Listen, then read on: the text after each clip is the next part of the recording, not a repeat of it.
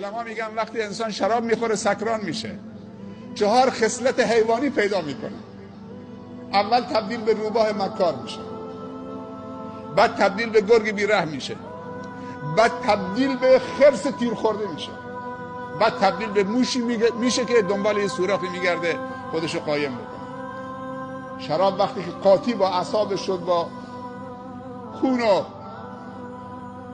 مغزش شد و این عقلش و قدرت تفکر و تشخیص و تمییزش رو پوشون، دیگه کم کم مثل روباه مکار میشه و کم کم مکر میکنه. وقتی که خوب قاطیه سیستمش شد، دیگه چه؟ تبدیل به گرگ بیره میشه. وقتی که دیگه به اوج مستی رسید، دیگه به خواهر و مادرش هم رحم نمیکنه.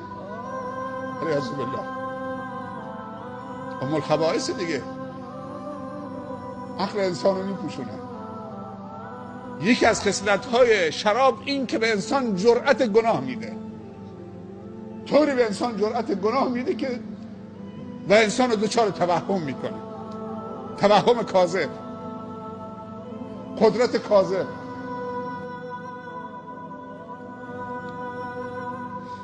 خصلت سوم خصلت خرس پیدا میکنه. وقتی کم کم مستی از سرش میره، حالا میخواد بر بگرده هوشیار بشه، فکر میکنه قدرت داره، ولی مثل خرسی است که تیر خورده خون از بدنش میره، ولی هنوز فکر میکنه قوی است، عربده میکشه. وقتی که خوب این مستی از سرش در رفت کامل، حالا هوش و حواسش برگشت، تبدیل به موش میشه. دیگه هیچ چیزی براش نمونده، نه سری، نه مالی، نه آبرویی، نه ایمانی، نه احترامی، نه شخصیتی، نه هویتی، هیچی براش نمونده. حالا دنبال یه سوراخی میگرده که خودشو قایم بکنه. میگن اونهایی که شراب میخورن وقتی که به مرحله دوم میرسن، به تبدیل به گرگ میشن،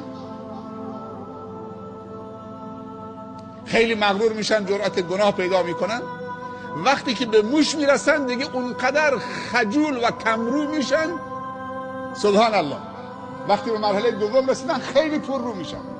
مرحله 4 که رسیدن، که از مستی از سرشون در رفت، مثل موش میشه که حالا دنبال سوراخی میگرده خودشو قایم بکنه، دیگه چیزی نمونده. خیلی ترسو میشن و خیلی خجول میشن.